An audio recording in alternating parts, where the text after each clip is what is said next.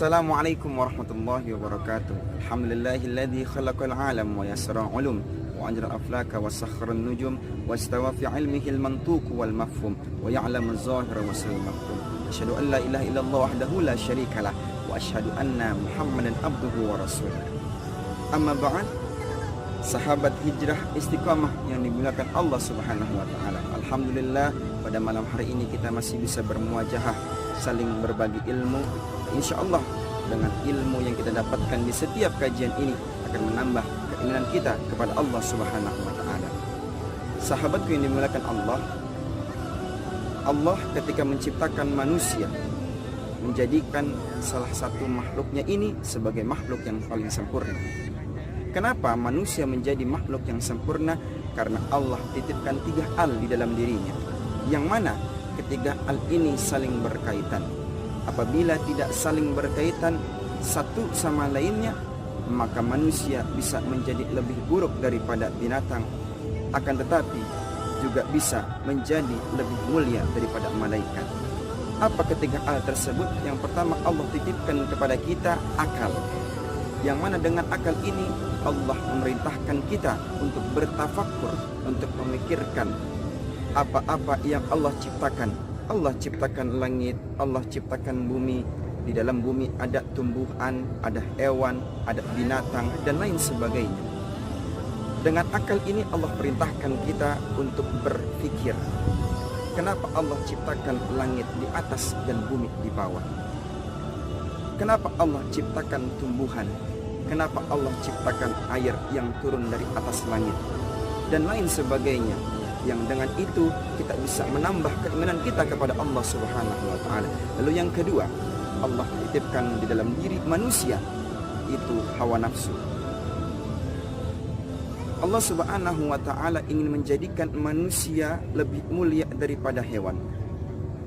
Walaupun sama-sama memiliki hawa nafsu, akan tetapi manusia yang bisa mengendalikan hawa nafsunya, ia akan lebih mulia daripada malaikat. Lalu yang ketiga, Allah titipkan manusia hati, perasaan. Qalbun ini sifatnya latifun, itu lembut. Makanya ia dijadikan oleh Allah sebagai penengah antara akal dan hawa nafsu. Akan tetapi orang yang tidak bisa menggunakan hatinya untuk memahami ayat-ayatnya Allah, untuk merenungi ayat-ayatnya Allah, maka dia akan memasuki nerakanya Allah Subhanahu wa taala. Dalam surah Al-A'raf ayat 179 Allah tegaskan, walaqad zara'na li jahannama katsiran minal jinni wal ins walahum qulubun la yafqahuna biha. Allah Subhanahu wa taala akan mengisi neraka Jahannam dari kalangan jin dan manusia. Manusia seperti apakah yang akan mengisi neraka Jahannamnya Allah Subhanahu wa taala? Lahum qulubun la yafqahuna biha. Dia yang memiliki hati tetapi dia tidak bisa memahami ayat-ayatnya Allah Subhanahu wa taala. Bahkan di penghujung ayatnya Allah katakan, ulaika kal an'ami bal hum adall. Orang-orang yang seperti ini mereka lebih rendah, mereka lebih hina daripada binatang. Na'udzubillah summa na'udzubillah.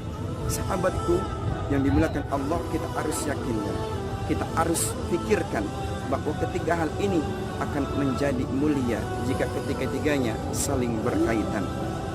Orang akan lebih mulia daripada malaikat jika akalnya bisa memenangi hawa nafsunya.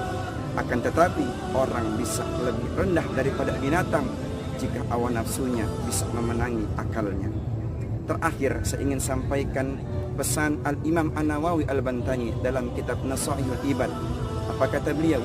Tuba liman kana aqluhu amiran wa hawahu asiran, wa wailun liman kana hawahu amiran wa aqluhu asiran. Kata Al-Imam An-Nawawi, beruntunglah orang-orang yang bisa menjadikan akalnya sebagai pemimpin di dalam dirinya dan hawa nafsunya sebagai tawanannya. Lalu celakalah orang-orang yang akalnya, yang hawa nafsunya dijadikan sebagai pemimpinnya dan akalnya dijadikan sebagai tawanannya. Mudah-mudahan kita selalu menjadi orang-orang yang bisa bertafakur dan memahami ayat-ayat Allah Subhanahu wa taala. Kurang lebihnya mohon maaf. Wassalamualaikum warahmatullahi wabarakatuh.